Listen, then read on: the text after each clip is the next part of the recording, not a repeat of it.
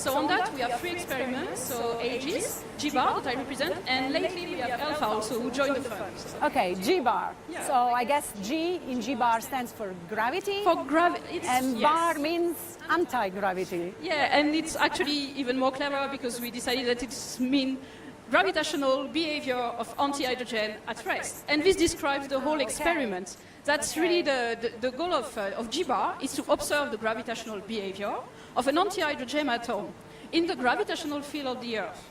So and to what do do you that, expect?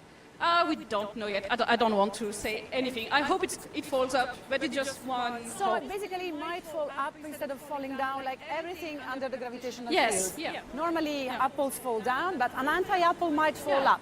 And this is your, so what you say with the apple is really your everyday gravity experiment. Right. And here we want to do the same thing by taking one anti-atom and dropping it. That's really, really simple.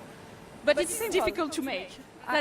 So, for instance, to make that, what we want to have in G-bar is some very slow anti-hydrogen. And by slow, I mean 1 meter per second. So you see it's basically that kind of speed.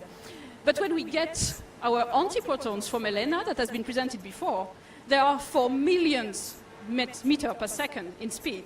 So we have to slow them down a lot. Basically stop them.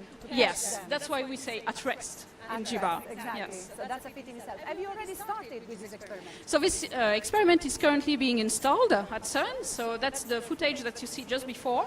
Yeah. And the idea here is that before the end of the year we could get our first anti-hydrogen beam, maybe our first anti-ion, which is really our goal.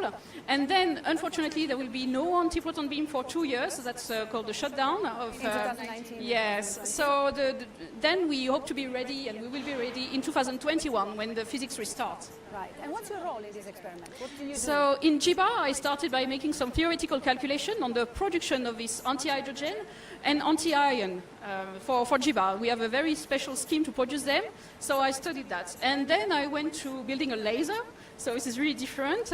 And recently I'm more working on the mounting of the experiment, which involves mainly tubes and screws and things like that. So, which is Lasers is something many of these experiments share. Yes. You use it to shine light on what you study. Is So, that right? so for most of the experiment, they use laser to make what we call spectroscopy. So it really has a tool to probe anti-hydrogen.